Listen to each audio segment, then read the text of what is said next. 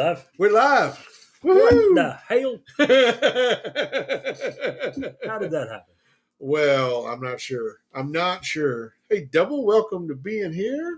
Hello, Double. Glad you're here already. That's awesome. You usually miss like the first 5 minutes, which is good because we're just trying to figure things out. Yep. But for every episode, we figure out 5 things without fail. Before the next episode, we've forgotten 6. Who was it? Was it Thomas Edison? And speaking of, let me adjust this. Speaking of Thomas Edison, what, he just joined? No. I had to adjust the sound again. That probably sounds a little better, I would say. Wasn't it Thomas Edison said, I didn't figure out 99 ways to not invent the light bulb or to fail? How did he say it? I've heard it. It all sounds familiar, but I can't place it. But it does. When I was making the light bulb, I figured out first 99 ways to not make a light bulb. Yeah, something on that order. Yeah. So persistence. And we've got persistence in spades. So we've got like stupid exciting news today. We've got so much stuff going on at the podcast here. I am beyond excited. I hope that we have time to actually get to our topics today. We must have a lot to cover then. We do. First of all, what are we drinking tonight, Jerry? It's not Stella Rosa, but it is good. Sweet Marcella by Huber Winery. And that Huber Winery is out of, I think, Borden, Indiana.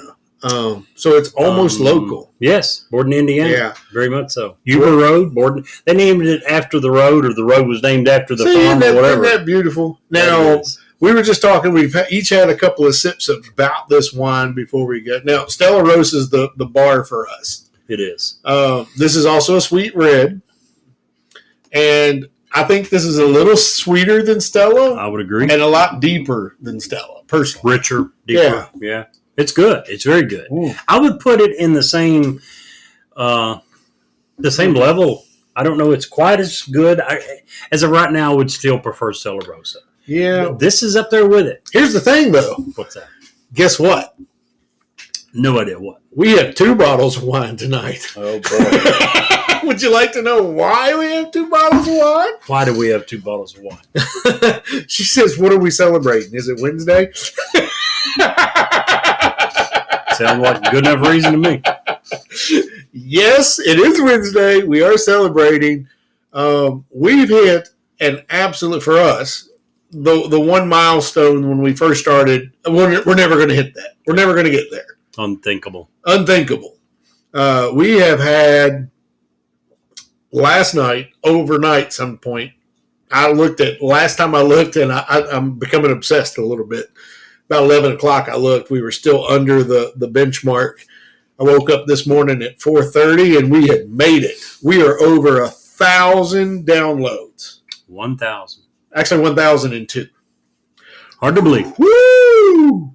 So sometime over the night, we had 4 downloads because we were hovering at 998 for like half of the afternoon. Yes. And so we're stoked. We are beyond stoked. Never thought this would actually happen. And going back to the wine real quick, I actually think I like this a little better instead. Do you? Yeah, I think so. Good wine. It's very good. It gets better the longer it sits. You know, we've talked a lot in the last several weeks. Not enough, because they deserve a ton of credit. But Double Infinity and Mochi's Munchies, we've talked a lot about how much credit they deserve. Rightfully so. They deserve every bit of it. One we have not talked nearly enough about, and we have to now that we've hit 1,000 downloads, is the primary reason for the downloads. Mr. Mike, thank you. Thank you for flying to all of these places around the country. This isn't Mike. I have to burst your bubble on this one, Jay. What do you think so? The last 2 weeks, if it had been Mr. Mike, they would all came from Germany. He's been on vacation. Really? Yeah. So this is all us. This is real. That just blows my mind. So it's not Mr. Mike flying around the country. He has been devoted, stationary, floating down a river in Germany. He's been on vacation for the last 2 weeks. Well, the only thing left to say is, what the hell? What the hell is going on? Absolutely. You brought up Mochi's Munchies. We're going to talk about her in a second. There we are. She is an official sponsor now. As one of the new things that we've got going on is we now have a text line for the podcast.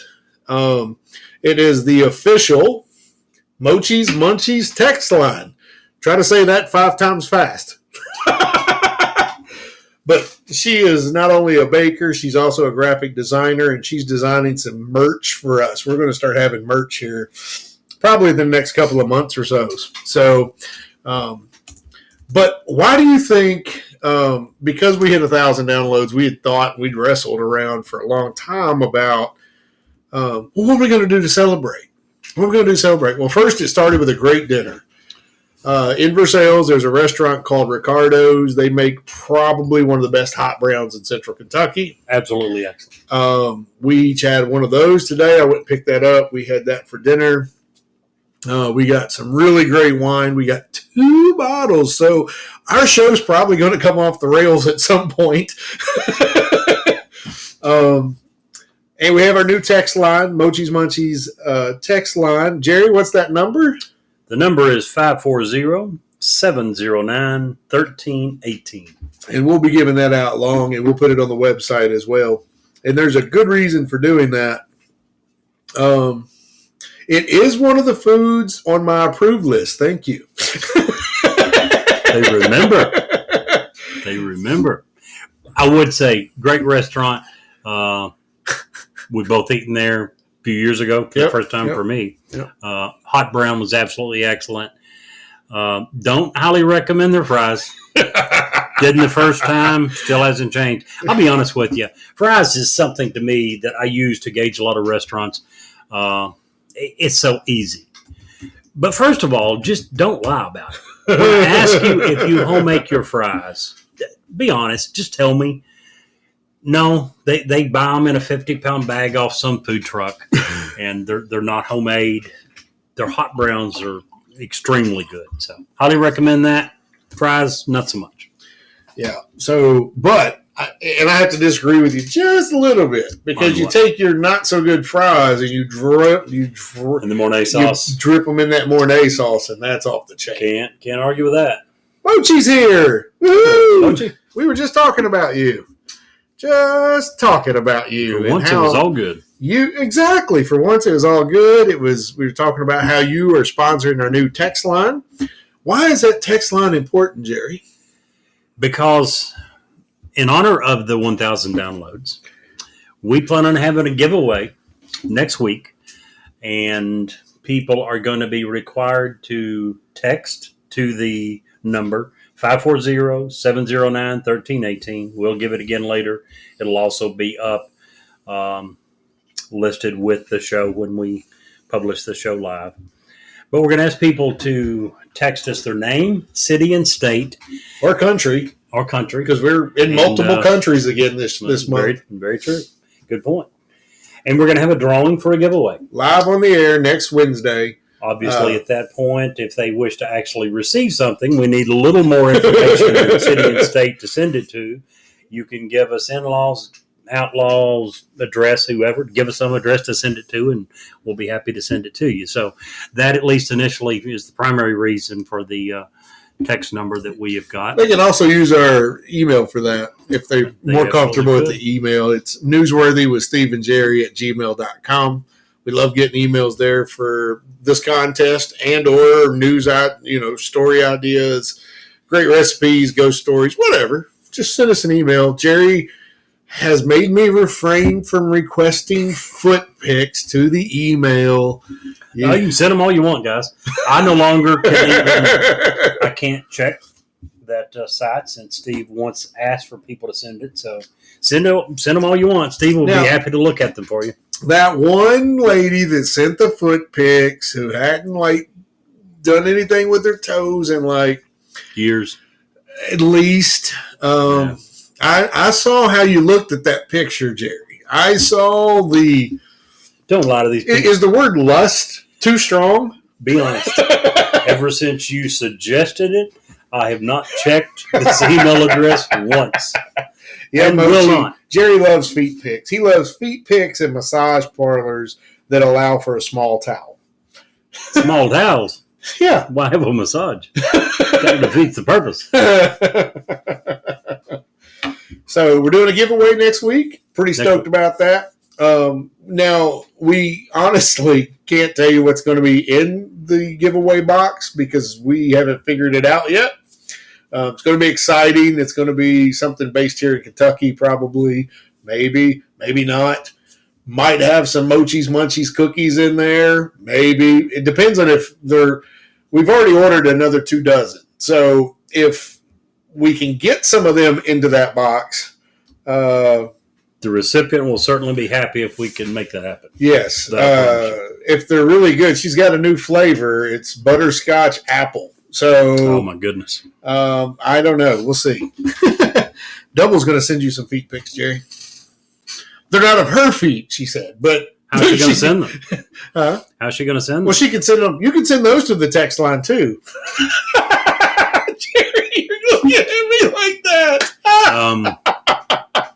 Apparently, I can no longer check that line either. Don't send feet pics to Jerry. I'm going to be living off the grid before you're done with me. No internet, no anything. Oh man, that's great. Oh, Mochi's going to send you some, and you're going to have to charge. They're going to charge you For cookies? No, per toe.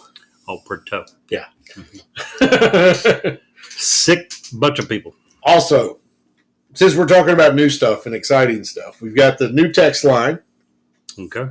And our business has really grown. Our podcast has really grown, and it seems to be compound. It's gotten to a point where it's starting to compound on itself a little bit, which to me is awesome. Right. It's just amazing. So a couple of the other things we're doing and we're working on, hopefully, fingers crossed, by the end of the month or maybe early next month, before Christmas. We'll say before Christmas. We are going to be in our brand new studio. That would be nice. It will be nice. And it'll have video. So you Awesome. get to see that when we tell you our faces are made for radio, you'll get to see that we're not lying to you.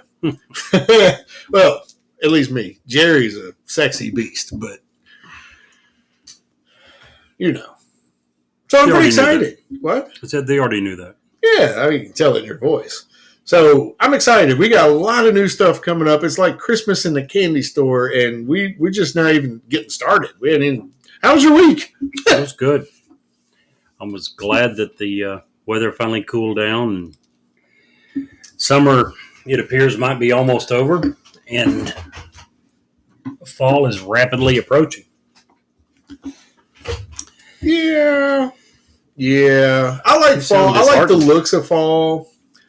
And, you know, I like it cold in my house, but when you're on a bike and it's 60 and you're doing 55 miles an hour, that temperature starts to drop dramatically. So if you're doing 60, 65, wind chill factor, you're down into the 30s really quick. That's getting a little chilly even for me.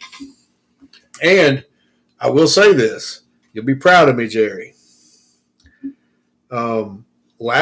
Today, when I got home, it was 51 degrees in my house because I had all the windows open. I turned on my heat for the first time just to knock the chill. Really? I did. Oh, I love that night autumn air. Like tonight, double, I'm going to go home, I'm going to turn the heat off, and I'm going to open the windows back up because I like to be nice and cool when I'm asleep at night. It is 55 degrees outside at 8 o'clock. Yeah. So how is it 51 in your house after being... I don't know how warm it got today. It was 51. I should have took a picture and sent it to you. I really should have, but I didn't. Or did I? I don't think I did. No, I believe you. You're just one of those people that if the temperature gets above like 73, you turn on AC. Absolutely, 100%. And if it gets below, apparently in the lower 60s, upper 50s, you're going to turn on heat. I hated turning the heat on. Like, really hated turning the heat on. But it's that time of the year. It is. It won't be long until we'll all have it on. Am I looking at that bottle right? I don't know. Are you? We are. We're almost done with the. After you fill your glass there, we're going to be done with the first bottle, and it's 5 minutes into the show. That's pretty impressive. Oh no! Go ahead and finish that. Yeah. Oh, okay. Yeah, I see what you're doing there. I see you. I see you. What you're doing there.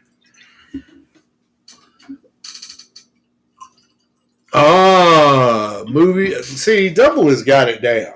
What? Blanket on the couch, scary movies, drinking some Baileys. That's the way to be. That's the way to be. Bailey's? Baileys. Irish cream? Yeah. You don't like that? I mix it. I add it to things. I don't think I've ever drank it straight. Oh, Jerry, it's very good. Sure. And have you ever? I got homework for you.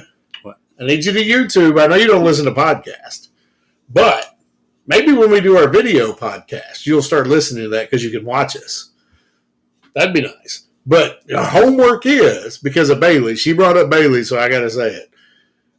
You won't understand if you don't do homework. And I want you to Google or YouTube Old Greg. Old Greg? Old Greg. And watch the entire video. That's your homework. It's like 20 minutes long. It's a very short bit of time in your life. But then you'll understand when I say, have you ever drank Bailey's from a shoe? The answer would be no. I don't like friggin' feet. But we've covered this. Oh! Somehow we skipped all that and go straight to drink it out of a shoe. What do you think of me? Make an assessment. You got to watch Old Sick, Greg. perverted guy. That's what I think of you. No. Is Bailey's not similar to Kahlua? It's very similar. That's what I was thinking. And I actually like drinking it in milk. It's really weird, but that's how. Rattlesnake? Yeah, I guess that's what that's called. Well, that's a drink made with Kahlua, right? And milk? I prefer eggnog with Bailey's. That's really good. Or not eggnog, the boiled custard. Gotcha. That's really good.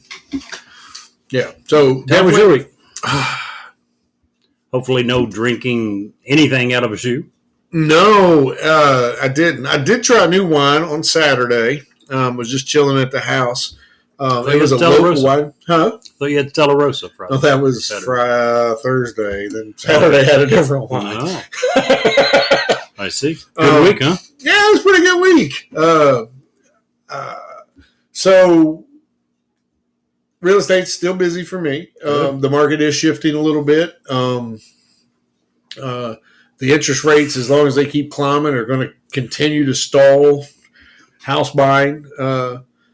People don't think that means a crash is coming. Please don't, because you're going to miss out. There is no crash coming. There may be a small correction, but it's not going to be anything like 2008. How big of a correction was that, percentage-wise? In 2008, huge, because it double digit. Yes, and it wasn't a correction; it was an actual crash. And the reason wasn't because of housing prices. The reason was in 2008 they were doing a lot of subprime loans. They were giving a lot of people money who didn't actually earn the money, if that makes sense. But if you had a 3-bedroom, 2-bath home in Lexington, Kentucky, how did the industry's increase in subprime loans affect the value of your home? It really didn't. What affected that was the quality that the home was left when the banks no longer had to repossess the home from the people who couldn't afford them. They gave a lot of money out to people who couldn't afford to pay it back. That's not what I'm saying. I was under the impression that when in the real estate crash of 2008, that it meant that most home values declined substantially. But we're saying if you owned a 3-bedroom, 2-bath home in Lexington, Kentucky, and you got transferred and you had taken good care of your home and you put it on the market, you're saying that the price didn't go down from 2006 or 2007? I think it went down, but not nearly. It was the value of the dollar more than the value of the home. And the dollar meaning the real estate dollar. But that's a whole different show. We could talk about that forever. And believe it or not, it's one of the few things that I actually agreed with the Democrats on enacting the Dodd-Frank rules to make sure that we don't give a lot of subprime loans to people who can't afford to pay them back. Government has certain things that they need to be. Sure, we're going to talk about a couple that of need to those stay out of. We're going to talk about one of them today, especially. There you go. But I've been very busy with that. I'm still doing the part-time gig with the driving. That's a lot of fun. And I meet a lot of interesting folks. A lot of interesting folks when I'm on the bus. And in a future show, Jerry, I want to speak on, and I think we should do a joint, in-depth look at what the prison system does to people. Okay. And the systems that in place to basically our law structure and how we do things. Because I deal with the part-time bus, and I feel like I'm stuttering a bit. I don't mean to, because I don't want to get it wrong. But we open our buses up to many different folks. Elderly who need a ride to dialysis. We have some routes that will take prisoners from prison to the doctor's office or to rehab, and then take them back. We have our buses. You have prisoners on there? Yeah. Really? Yeah, and they're guard. They have guards, but it helps the prison system reduce cost. Sure. By not operating I a just fleet wouldn't of have vehicles. thought they would have trusted that method. It's very low, non-violent. We're talking Prison or jail? No, it's prison. I'll be darned. Yeah, it's I prison. thought they would have trusted that. And maybe they're in prison for something that was a marijuana charge. Things like Which that. I don't agree with to begin with. Me and you, either one. Which is why I really want maybe, next week obviously is headlines week. But maybe the week after that, we deep dive into prisons and the whole. Basically, as a first world nation, we house more prisoners than anyone else in the world. It's not even close. Not even close. We're like much higher percentage of our population than anywhere. The recidivism rate, I can't say that word. Yeah, you're right. That's a hard word. Words are hard after a quick bottle of wine. But the rates of prisoners who get out and then go right back in America are also among the highest. And that's where the real problem is, I think. We don't do enough. And, if you'd asked Steve this, if you'd asked me this 20 years ago, I'd be like, screw them. They were the ones that broke the law. They need to be there.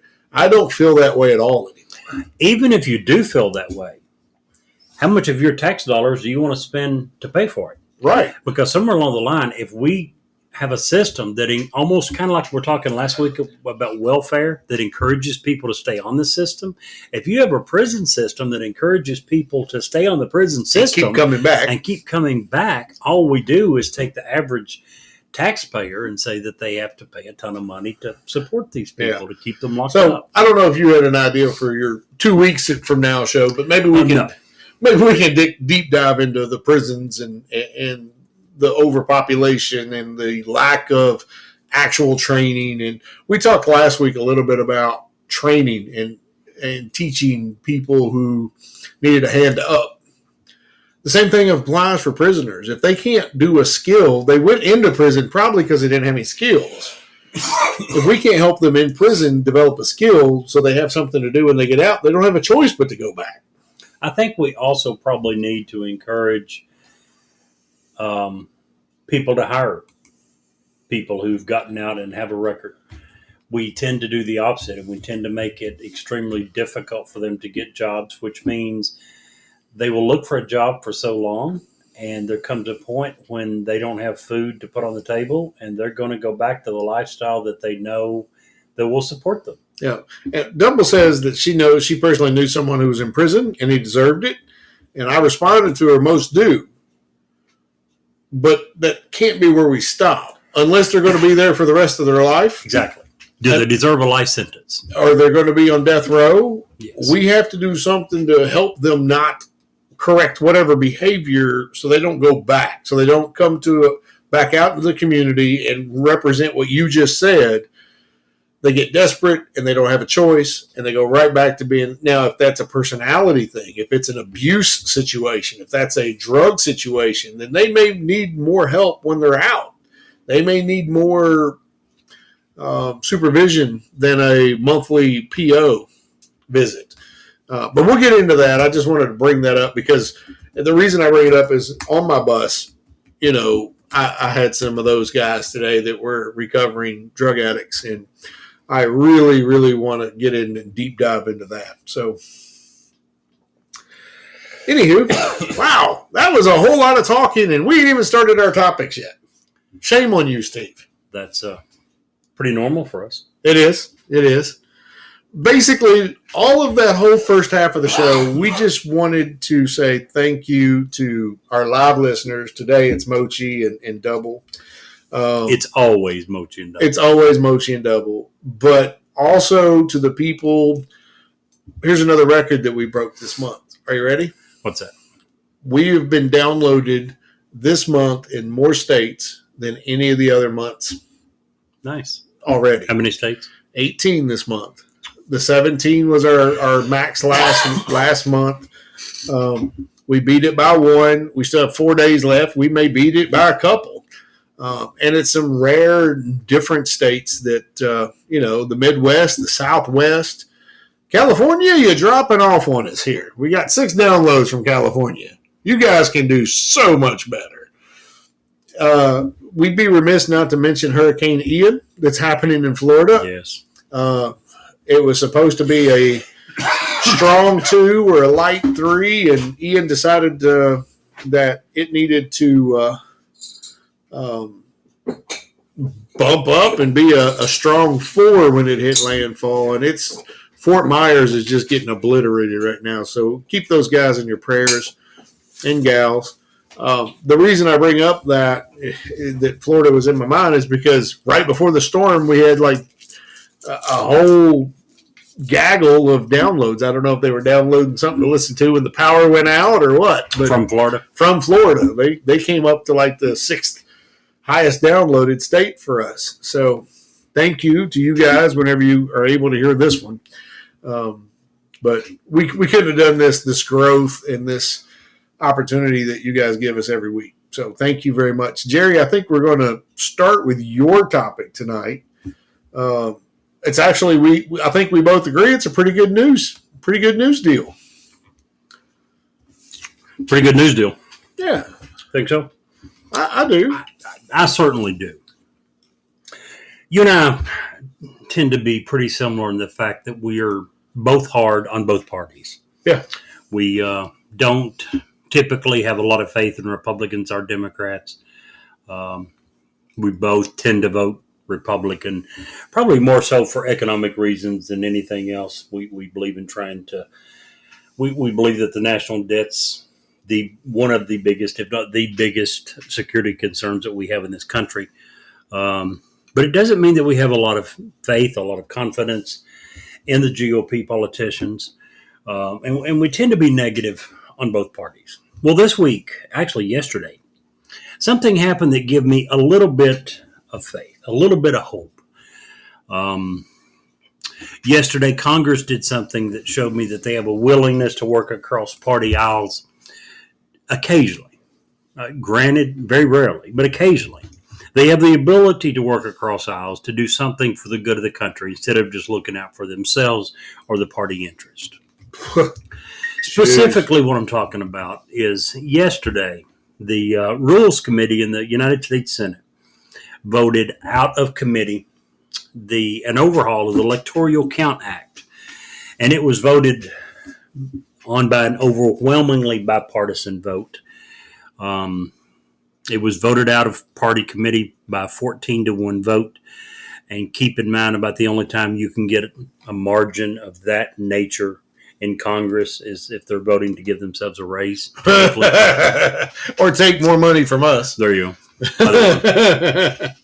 And not only did it come out of the party committee, but Mitch McConnell announced that he was endorsing it. Now, again, this was a bipartisan act, and it was sponsored by a Republican, Susan Collins, and a Democrat, Joe Manchin. But when it was widely known to be strongly supported by the Democrats. Yesterday, when it came out of committee, Mitch McConnell announced that he was endorsing it, which all but ensured that it will pass if it retains the current form that it's in. Now, First of all, as I said, it's a overhaul of the Electoral Count Act, which was passed in 1887. And it spells out the procedures for the counting of electoral votes following a presidential election. It basically says this is the way that Congress, these are the steps that Congress is going to take after a presidential election to certify and authenticate the count. And it worked fine for 130 years, roughly, 130 plus years, until the presidential election in 2020. And at that point, it became obvious that there were some things that we had taken for granted all these years that actually needed to be codified into law. And the Electoral Count Act was largely overlooked simply because power had transitioned peacefully from Republicans to Democrats to Republicans, and there had never really been a serious objection. No one had ever tried to overturn the will of the people, the votes, and change the election. I'm waiting to see if you say it. No. I'm saying Okay. until 2020, no one, this had gone. I was waiting to see if you say it. I did. I'd already had said that. You missed it earlier. Oh, you said the name? No. I'm not saying the name. We shall not conjure up You the think name he's of whom we going shall to not big speak. nest here? Exactly. Okay. Mitch McConnell did have this to say yesterday during the Rules Administration Committee meeting. He said, and I quote, "Clearly, when a 150-year-old law that has successfully brought us certainty, finality, and one orderly presidential inauguration after another, we need to be delicate and careful with any changes. But the chaos that came to a head on January the 6th of last year strongly suggests that we find careful ways to clarify and streamline the process." So, a bipartisan group of the Senate Rules Committee, that, as I said, that this bill was authored by Susan Collins, a Republican from Maine, Joe Manchin, Democrat from West Virginia, came up with an overhaul that was voted out of committee by a 14-1 vote. The only abstaining vote was Ted Cruz. And again, as we mentioned, you almost never in Congress get a 14-1 vote. That says a lot. Now, again, being bipartisan is a good start. Having a 14-1 vote is an even better start. But is it a good bill? Before you get into the bill, do Sure. you think that Ted Cruz wanted to vote against this bill? I read his dissent and why he didn't vote for it. But do you think that was because he's about to run for president and he wanted to be able to say, I have been the only guy to vote against something that I didn't feel was good for people? No. Do you remember Fred Thompson? Out of Tennessee? Out of Tennessee. No. Don't remember. No. Whatever. Fred Thompson Former actor, yes. was the first presidential candidate that I ever Always donated. liked him. Oh, he's the first one I ever donated money to. I believed in him that much. So did I. I like it. And on several occasions, he was that one dissent. He was that one vote that stood alone, especially when it came to raising taxes or spending money.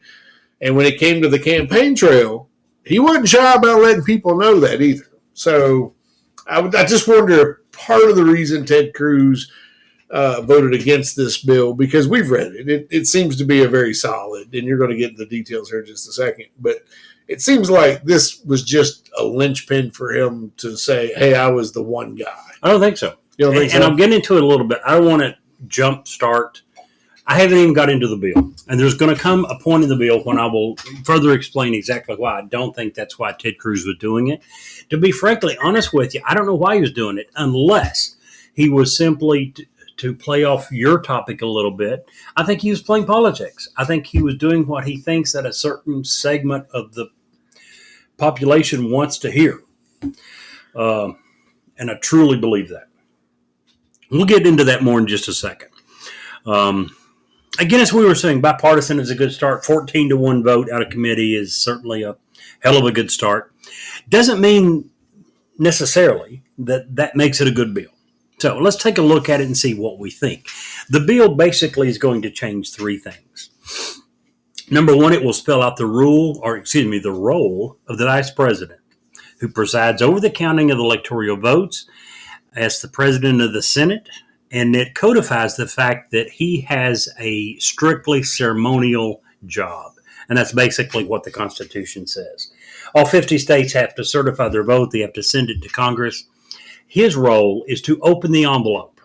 He doesn't read it. He doesn't certify it. He opens the envelope and he hands it to one of two people. The Republicans pick I think they call it a steward. Democrats pick one. And he takes turn. He alternates between, he opens an envelope, he hands it to steward number one. He opens the next one, hands it to steward number two. They in turn read it and say this number of electoral votes are going for such and such candidate. So his role has always been, for the last 130 years, and as said by the Constitution, has been ceremonial. But it wasn't strictly limited to that. And due to that, in 2020, as the man that we shall not name tried to do by convincing Mike Pence to object to some of the state's votes, this law would prohibit that and say that the vice president's role is strictly ceremonial. This change means that all that we would do would be to continue operating as we have for over the last 130 years until 2020. Number two, it also bars legislatures from appointing their own electors that would go against how their state voted. Meaning, in the state of Kentucky, in 2024, if we vote for, I don't know, LeBron James for president, No. it simply says that the state legislature Don't give him any cannot ideas. certify and send to Washington a vote for someone else. That the state has to go with whoever is the popular elected, the popular elected vote says. That's all it does. The reason that comes into play is because that several states, actually 7, were urged to do this in the 2020 election. Arizona, Georgia, Michigan, Nevada, New Mexico, Pennsylvania, and Wisconsin were urged to submit a state of electors that was different from what the public had voted for. To me, the only people that could be against this are people who do not agree with the rule of democracy, people who would wish to have a dictator instead. Now that I've covered number 2 of the 3 reasons, I'm going to get back to your Ted Cruz and why that he dissented and voted against. Ted Cruz had 3 reasons for saying that he was going to vote against it.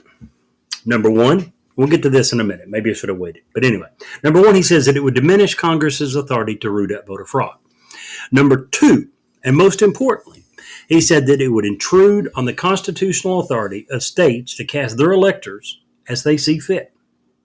So apparently Ted Cruz thinks that it is perfectly okay for a state to submit a list of electors different from what the citizens voted for.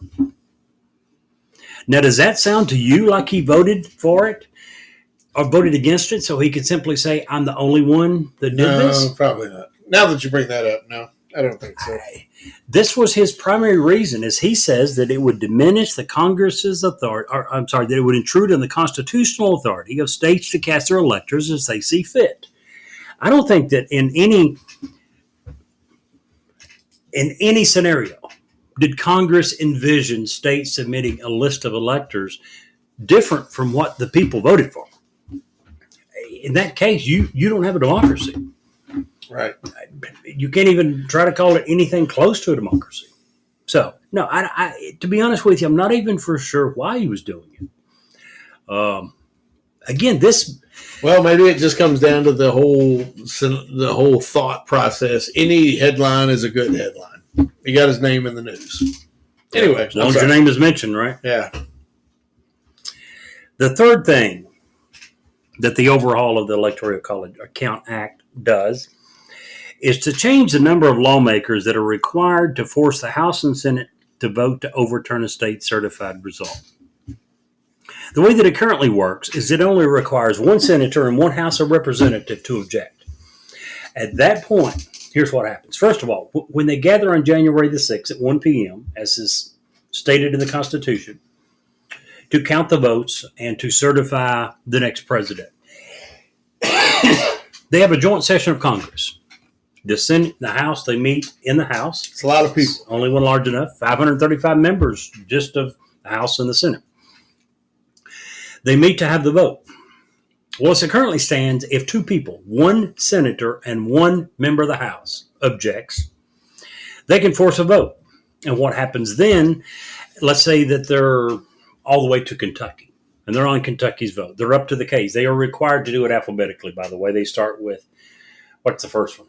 Arizona? No, Alaska and Alabama. ALA, Alaska would be, and then Alabama. Alaska, Alabama. They're required to do it alphabetically. Let's say they're all the way up to Kentucky and two people object, one senator and one representative. At that point, they have to break. They have to go back to their respective houses and have a vote. And if either one confirms, then the original state certified results are confirmed, and that is the standing. If both object, then they have a problem and they have to send it back to the state, and they can't accept that state's version. But here's the point. As it currently stands, all it takes is two people to gum up the whole works, two people to stop the process. And if, let's say that they come back, and at that point, two people vote, two people object, they have a vote, they come back, and they move on to Louisiana. Two people again object. Well, they again have to stop the whole process. They have to go back to their respective chambers and have another vote. It's not changing anything. All it's doing is gumming up the works. It's taking much longer to do what would have normally been intended. What this overhaul does is to require a 20% group of both houses, the Senate and the House of Representatives, to object for there to be a vote. And if you can't get 20% to object, how in the world would a vote do you any good? You're going to have it over 50% for the vote to be successful. So if you can't get 20% to object, why is there even going to be a vote?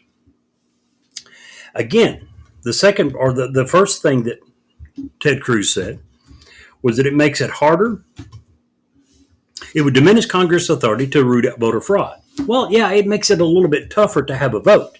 Instead of only two people, it requires 20%. Again, it doesn't matter if you have a vote or not. If you don't have 50% to agree to the vote, then the vote won't be successful. All this is saying you got to have at least 20%, or why waste our time having a vote?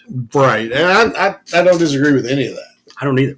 I mean, if you can't convince 20% of 535 to say, hey, we need to talk about this. There's potentially a problem. There's probably not a problem. There's probably not a problem. That's probably partisan politics. And even if there was a problem, if you can get 20% to say that there was, why have a vote? It won't do any good.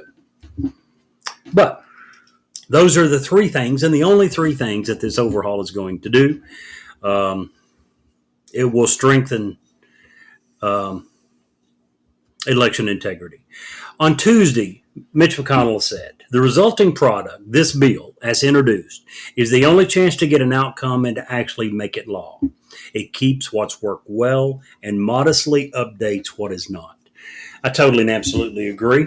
I think it is an excellent idea. Again, it reaffirmed my hope that there is a hope for Congress to do good things when they can both vote across party lines and say this is needed to make sure that we don't have future calamities as occurred in 2020, and to make sure that no one thinks that they can change the Constitution. Yes. The one thing I want to bring up, sure, you're talking about, it brings up some hope, and we'd like for it to bring up some hope that things can actually get done. In just 2022, the bipartisan bills that have gotten passed are very few. Sure. One of them is basically amendment to another law, which is basically the National Labor Relations Act, which does such little stuff. It's all wording and legal mumbo jumbo that most people didn't probably even read it. They just voted it because, hey, we can get something accomplished. And the other thing was the Infrastructure Act. Jerry, that is strong stuff. That's what I'm thinking. 12.5% alcohol. I'm sitting there like, pretty strong. I'm thinking we've killed one bottle, and I'm feeling. I don't think we should open the other one. My face is really, really, yeah. I don't think we should open the other one either. Hey, but you know what? What? Not only will drinking, but smoking will kill you. Sure. Is what they say. bacon also kills you. But if you smoke bacon, it cures it. Go figure that. Oh, my goodness. Sorry. But yeah, I think this is a good positive step. Now, I do too. Here's the thing, and I don't want to cut into your time, but I'm through. I just, what more can we expect that Washington is going to do in this election cycle? We're already full on in the midterms. And given my topic here in just a few minutes, we know how that's going. We have a president that even based on the Australian news press, is incoherent at best, oblivious at worst, based on his own statements. I don't see that there's going to be a whole lot left for Mitch McConnell to do, for Nancy Pelosi to do. I heard, and we work really hard here not to be partisan, because we're not partisan. We tend to vote and like the people we feel will do their country the best. I heard Nancy Pelosi on an interview day before yesterday, and I'm not a violent person. I'm not. I don't lose my temper a lot. I just don't. There's no value in it. I literally wanted to throw my remote at the TV if she said one more cliche about the future, not about the past. And the reporter, she was being interviewed by MSNBC. So the reporter was just letting her ramble in circles and circles and circles about how wonderful they're doing. I was just beside myself with anger.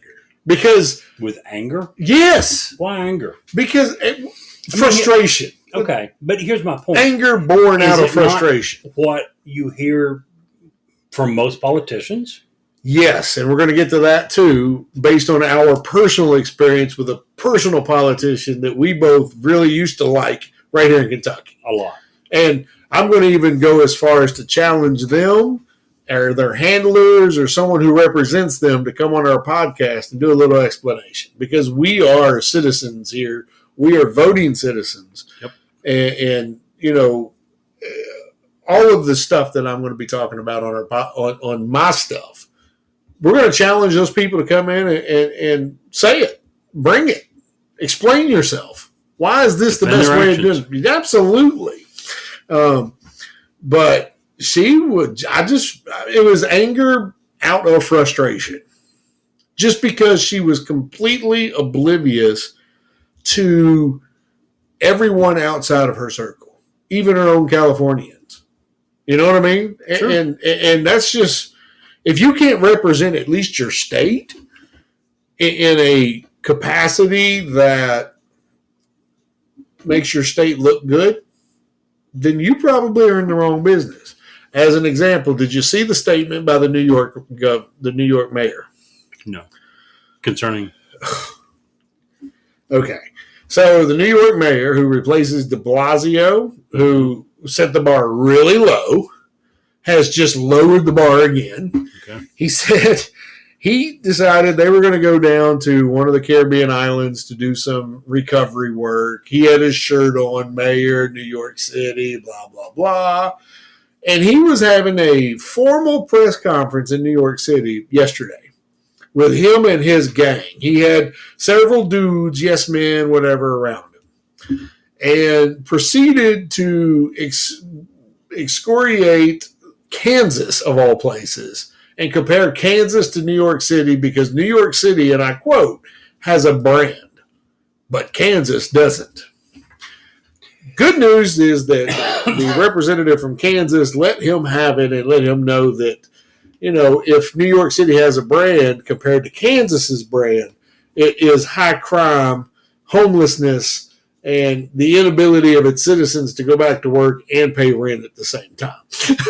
Well, I mean, that's typical politicians, both of them. Who's the representative of Kansas? Oh, I don't remember his name. If you'd asked me before we drank that wine, I probably could answer. What office did he hold? He was a senator. Kansas senator. Okay, Mm-hmm. it just sounds like And he was politicians talking, from. but here's the difference. Here's the difference. He didn't have to make New York sound bad. He was bringing up. But he did. He did. Intentionally. Here's the difference. New York doesn't. The mayor of New York didn't give a bunch of positives. He just said they had a brand. At least when the representative was defending Kansas, he said, "Hey, we've got the Jayhawks. We grow all of your food. We have some of the biggest sunflower fields in the world," and listed off a whole Kansas slew the of biggest sunflower fields. Oh yeah, I had no clue. it's a cover crop. Okay, It's a cover crop that actually generates a huge amount of money for them. But in fact, if you've never driven through Kansas in say June, July, never been in the state. Oh, really? Never. June, July, usually late June through August is when the sunflowers are at their biggest. Really? I thought Kansas Oh was my more gosh. of a grain. Oh my state. gosh, it is. But you can't grow it. We've talked before. June, July, if you're growing grain, you're going to have corn. Right. But you have to rest your fields because if you don't, it's crop rotation. So if you go through these fields and they happen to be beside the interstate for hundreds of miles, because all you get in Fields Kansas are are these just Fields are huge. yeah, and it's all these beautiful sunflowers. It's just gorgeous. Anyway, I don't even know where I was going with that. I don't either.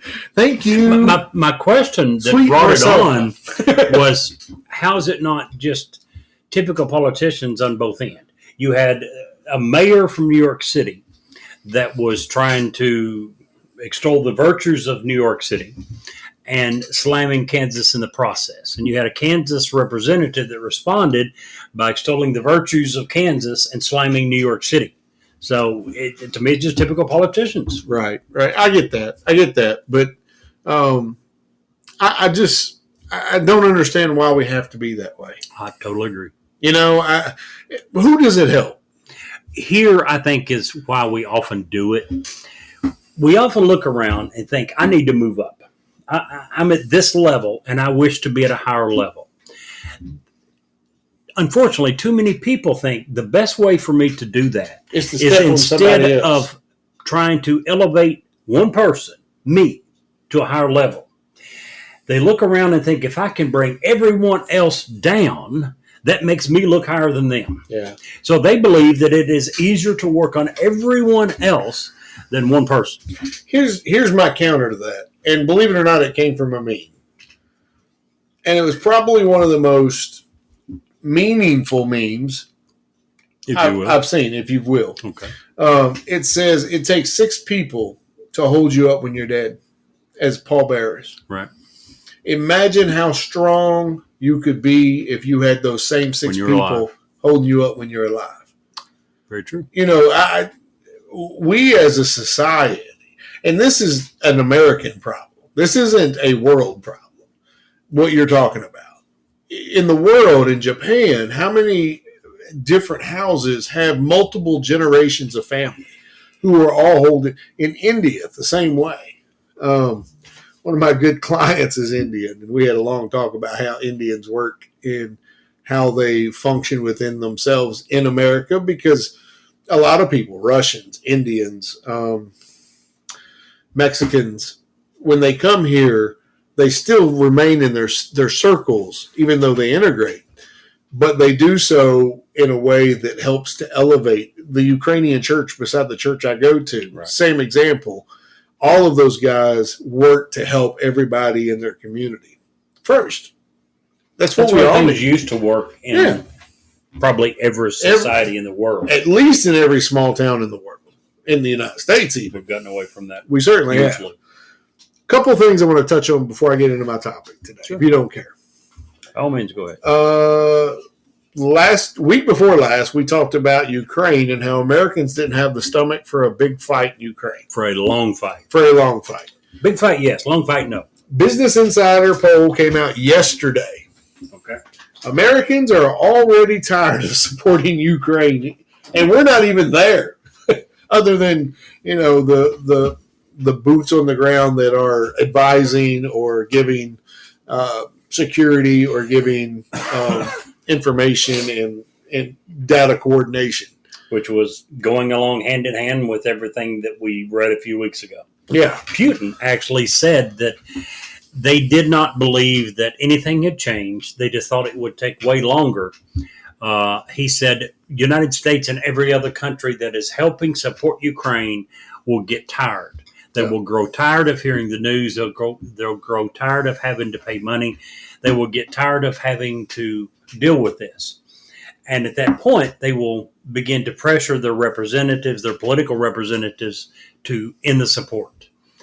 And he's probably totally right. We said so at the time. Yep. Ukraine was being held up and was only able to be successful because of the international support that it was getting. When that support goes away, Russia will win. Russia will win. The other report that I wanted to bring closer, because we've kind of been skirting around the edges of this a little bit, and I feel like every week we see another story that's making it seem like we're getting closer and closer to the tinder catching fire of World War III. I think that when you look at the grand scope of everything that's going on in the world, I think that we have to be very diligent, and we have to have the right type of leadership coming out of Washington. When has that ever been the case? It's not. I heard in a long time. In a long it happens time. Occasionally, but very rarely. And I think that with the buffoonery we have going on out there now, that we're kind of in a bad spot. You know, when the president comes out and openly on multiple occasions and says, we will absolutely militarily support Taiwan, and then the White House within hours walks that right back, that's not a very strong message for the people of Taiwan. And it's a very strong message to Taiwan's enemies. Well, first of all, after the White House walked back the statement, you're right. It's not a very strong statement. The original one was, we will militarily support Taiwan. First of all, that would be the first time in, 60, 70, 80 years that the United States at the executive level has said, we will militarily support Taiwan. Maybe ever. Yeah. We have never, to my knowledge, come out from the White House and said, we will militarily support Taiwan against China, who's their only enemy. That's the only people that's threatening to take them over. So once White House walks it back, all they're doing is falling in line with what we've been saying for the last 50, 60 years. It kind of goes hand in hand with, like we've always talked about, if you're going to do something on a military level, the world doesn't need to know till after it's done. You know what I'm saying? If that's your intent that you're going to support Taiwan, okay. Let's keep that close to the vest. You don't announce it until after you've dropped the nuclear bomb? Is that what you're saying? Well, I would hope we would go nuclear, but I'm glad you brought nuclear up. But my point is this. If you don't announce it ahead of time, there is no deterrent. Right. The reason you do announce it is hopefully that itself is the deterrent. I don't think in that one scenario that's that much of a deterrent. In which case, go ahead and put the nuclear bomb. Because we're 4,000 miles away and literally China is 30 miles away. My point is, if you think there is no deterrent, I don't think that. And you do think that we want to use deterrent. First of all, in doing a little bit of research, our nuclear deterrent is very, very weak at best. Only because no. Here's why. Even though we have hundreds of thousands of nuclear weapons, stronger than any other country in the face other of the country. A recent report to, I think it was Popular Mechanics. I didn't write it down. I apologize. Oh yeah, that's who I get my news from. That just simply says that our missiles and our missile capabilities on our nuclear, that's not a fleet, but on our nuclear, we have a triad.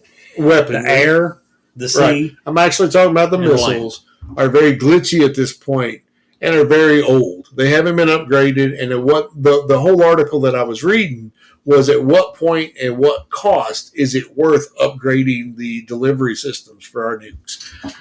First of all, that was extremely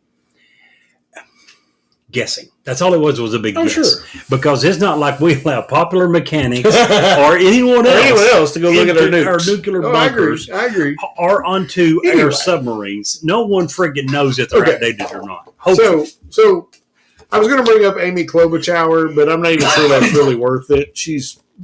I used to have a little bit, at least a modicum of respect for her. I still do a little bit. Um, But she's a politician. She literally said yesterday that she suggested that voting Democrat would get rid of the. No. She said it was the best resource or the best recourse against hurricanes. Now, what is the context? To be fair, what is the context in which she said this? A context is of something that we need to have a debate. We need to have a show about at some point in the future. Global warming. It was simply saying, to be honest, she was saying, look, if what global warming scientists have said for many years is true, that if global warming causes the far lefts and the far rights, the extremes to happen, the best prevention is to vote for the people who are trying to do something about it.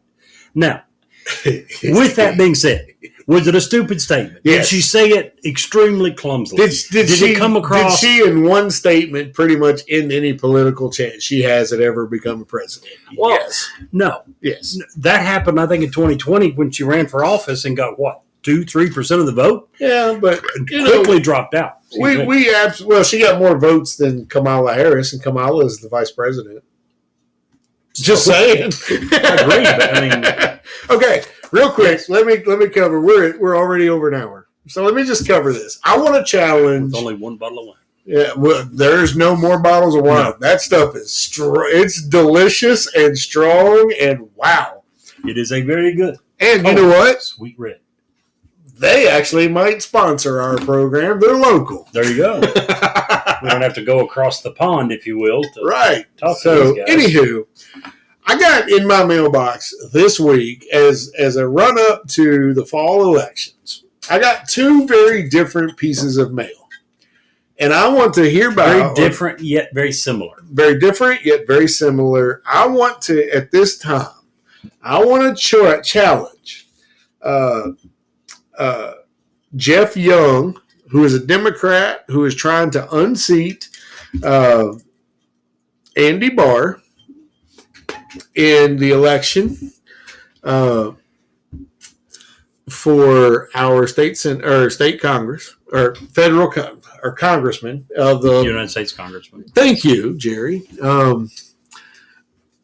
He sent out the most partisan, disgusting, gross flyer, and if we had video this week, you'd see it. It's just stupid. You can take a picture and put it on it. Yeah, we can probably do that. And then that same congressman,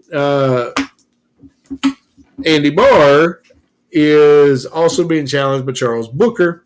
Charles Booker sent out one they sent out one against Charles Booker, calling him a radical socialist, and just both of these are so negative. Very negative. That they are what convinced me to do my topic today, even though we're going to run out of time. And that's okay, because we had a lot to get through this at the very beginning of the program. I just want to read you Jeff Young's, and Young is spelled with a peace sign for the O, just so you know. Very nice. Yeah, very nice. Very, very good skills there, Jeff. Very original. He demands, I'm going to read this verbatim so that you guys know what I'm talking about. Jeff Young, Democrat, demands impeach the 6 crooked, women-hating Supreme Court justices who overturned Roe v. Wade. The Dobbs decision of June 2022 was made by 6 Republican partisan hacks who overturned the excellent Roe v. Wade decision of 1973. I just want to throw it out there that in 1973, there was 9 justices, 7 of them, 8 of them were old white dudes. So the dissent written by 3 honest judges was legally sound and well-reasoned. The 6 crooked justices said that the state votes to outlaw all abortions with no exceptions does not discriminate against women, and that is obviously false. The majority opinion was an example of raw political power. the women-hating Republicans in Washington and Frankfurt will now try to make all abortions illegal in all 50 states, and women could become second-class citizens again. Any woman who's had a miscarriage could be suspect and arrested for first-degree murder, just like in El Salvador today. Are you kidding me? Please go to my website, youngforkentucky.com, and help me beat Andy Barr, go to Congress, and impeach the 6 crooked Supreme Court justices who overturned Roe v. Wade. We should just keep the 3 honest judges. Are you absolutely freaking kidding me? Well, I think it's stupid. It's idiotic. He's not running against Supreme Court justices. He's running against Andy Barr. Andy Barr didn't appoint any of these Supreme Court justices. Andy Barr, in my opinion, had zero influence on whom Donald Trump picked for his picks. If you're running against Andy Barr, run against Andy Barr. Right. I don't agree with negative ads. Or Mr. Young. Negative ads work, so run them against Andy Barr, not against those guys. We'll give you the full hour, Mr. Young, to come in, answer questions, tell us what your vision is for the state of Kentucky and how, as a senator in Washington, you can make that better. And we'll give you the opportunity to answer real questions from real people who really don't give a hot crap, about what letters beside your name. We only care about what's best for the people of Kentucky and, more importantly, the people of the United States. You come on in here and you can talk to us, and we would love to have you as a guest. And I'm going to tweet this, and I'm going to tweet it to Jeff Young's political campaign every single day till we get a yes or a no, just so you know. We won't hear. We won't hear from them. Have you ever heard of Samuel Chase? I have heard the name. I think so. Probably not the one I'm referring to. And the reason is this. While you were reading that ad, I did a search to find out when was the last time that we impeached a Supreme Court justice. It turns out that the last Supreme Court justice impeached was Samuel Chase. And it happened, the reason I'm pretty sure you haven't heard of this guy, it happened in 1804. Oh, Jerry. 118 years ago. Wasn't that like your best buddy? Didn't y'all go to college together or something? Charged. No. That was my grandson went to college with him. Oh, gotcha. Yeah, I understand. I'm that old. In 1804, the Associate Justice was charged with arbitrary and oppressive conduct of trials, and he was impeached for that. So the last time that we impeached one Supreme Court justice was 1804. And this guy thinks that his best way of getting elected to office is threatening to impeach 6 Supreme Court justices. Yeah, just crazy. And what is that ultimately? I mean, I don't know who he's trying to reach for in the state. Okay, if you live in California, if you live in New York, if you live in Illinois or Minnesota. There's several states where overturning Roe versus Wade will probably, to some extent or another, help Democrats, especially in states that have turned around and enacted extremely archaic abortion laws. Several states have enacted laws that says women can't have an abortion past 6 weeks. In any case, rape, incest, no matter what. Yeah, and neither of us agree with those. And in many cases, women don't even know they're pregnant at 6 weeks. I think that's silly. I think it's unnecessary, and I think it rightfully so will hurt Republicans. That's not what this is about. So this guy's wanting to impeach 6 Supreme Court justices. The next one I want to cover is against Charles Booker, and I misspoke a minute ago. Charles Booker is not running against Andy Barr. Apparently Jeff Young is. Okay. Charles Booker is running against one of the guys I actually look up to, which is Rand Paul. Okay. And that doesn't excuse Rand Paul at all, but this does come from the Kentucky Freedom PAC. It's not Rand Paul, but money from Rand Paul's candidacy probably funnels into this PAC at some point. I'm sure Rand Paul was given the option to decline this ad and did not do so. And did not do so. So even somebody that we respect, we're calling you out, Rand Paul. You're welcome to, same deal as Mr. Young. You're welcome to come in here. We'll give you the whole hour. We'll talk to you as people you represent. We don't think his ad is nearly as stupid. It's not. Still, we're asking you to defend why such a negative ad. Right. And this one it's a huge, big, find the truth. Socialistbooker.com. Radical socialist Charles Booker. Charles Booker supports a failed ideology that will ruin Kentucky and America. He supports the job-killing New Deal. I happen to agree with him. He likes to coddle criminals. I don't know what coddling means in this particular instance. I don't want to hug criminals. I want to fix them. Open borders. Absolutely not. Runaway inflation. If you're a Democrat, you got to put your hands around that because you caused that. Special interest bailouts and government-run health care. Can I put in something there? Sure. You touched on inflation. Inflation's getting out of control. Way out of control. But that's just my 5 cents. Oh, thanks. I was wondering when you was going to get your dad joke in there. I got mine in there and I actually made you laugh. It was my favorite. So basically, anyone from the Kentucky Freedom Pack, you guys are welcome to come in and use our podcast, and we would love to have a conversation with you. If you're a politician running for anything in the state of Kentucky, especially for something on a federal level, we definitely want to talk to you. You know what we'd definitely like to see, even if you don't talk to us, is that as a politician who believes that they can run an election campaign without resorting to negative advertising. Oh, tell us what you're for. Tell us what you're going to do. Tell us what you hope to accomplish. Tell us how you're going to do it. But why all the negative ads? Yeah. If you're so convinced that you're the man for the job or the woman for the job, why is that? Not because of what they haven't or haven't done, but what you can do to implement the things that are really important to people in the United States. See, as long as, and it's my personal belief, speaking from personality, from my personal side here, as long as we keep electing the same people, they're going to keep doing the same job.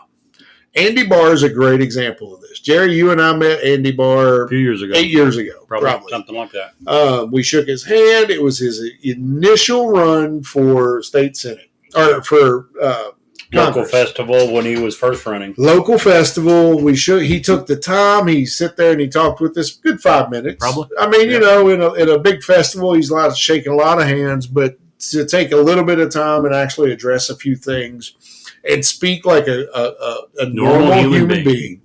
To this person, Andy, and again, I would love to have you come in on the podcast, call in, if whatever. Because as someone who met you before and now sees what you've become, we're not happy. We're not very happy with who you are. Coming from two people who really liked you back then and voted for you in the interim. Yeah, absolutely. And really don't like how you speak. Now, I told Jerry earlier, and I mean this, and I'm not, please don't take a personal affront, or do, because it's the truth. You speak like a male version of Nancy Pelosi. Polished politician. A polished politician who just speaks in circles until you think you've talked enough to make the person asking the question is confused enough they don't care about the answer. We're tired of it. We're done with it. We'd really like to have you back, Andy, and have you back representing the people of Kentucky as opposed to representing Andy Barr. Just my 5 cents worth. There you go. So, Doubles also met Andy. Nice. I hope that you met pre-Andy when he actually gave a hoot about us and not just about getting reelected. Seemed like a very legit person. He did. Not fake, not artificial, not someone trying to figure out what you wanted to hear. Right. But someone who was like, okay, hey, here's my thoughts on the subject. We have a senator and a congressman that I feel that way right now about. I feel like Rand Paul. Oh, really? I still thought you was going to say Mitch McConnell. Really? I'm joking. Whew. We both feel the same. He occasionally, like yesterday, does something we like. That makes us scratch our head and say, "What? Who put a gun to your head and made you do something overall, civil?" I mean, when you talk about polished politicians, he's got to be up at the top of that list for McConnell. Yeah. But not Rand Paul, yes. Yeah, Rand Paul, I feel guy like that normally says what he thinks. he says what he thinks. Another one that a lot of people, he rubs a lot of people the wrong way. Thomas Massey. Thomas Massey. But if Thomas Massey says it today, I feel like if you've seen him tomorrow in personal, he's going to sit there over a beer and tell you the exact same thing. He only means it. He lives it. Yeah. On both sides. Yeah. Even if it's the other side, we've talked there, Bernie Sanders, we think that he's one that believes what he says. Yeah. And I can Crazy as it respect may that. be. I can respect that. I agree. Totally. Guys, Jerry, what's our Mochi's Munchies text line? 540-709-1318. To get in on the giveaway next week, name, city and state, or country. That's all we need now. We don't need any information. We'll get that when we draw the winner. We'll get that from the winner at the time. And that's between now and next Wednesday. Wednesday, when we start the podcast at 7:30, that's the cutoff. So you can also send your info to Newsworthy with Steve and Jerry at gmail.com. We are so happy. We are so excited. We feel like we've got so many good things coming. We've got the video coming. We've got the studio coming. And we have done all of that because of you guys. So wherever you're at in the country or the world, we have people in Britain and Canada and Russia. We want to hear from you. Please put your name in. We want to send you a great gift box that may or may not have some Mochi's Munchies cookies. Depends on how good they are. They might end up in in Steve and Jerry's gullet. But we promise, no matter how good they are, to try to save some. Yeah, we'll send you some for sure. So no feet pics. Please. Guys, we love you all. We appreciate you all so much. Thank you so much. Jerry? Until next time. Till next time. We'll see you.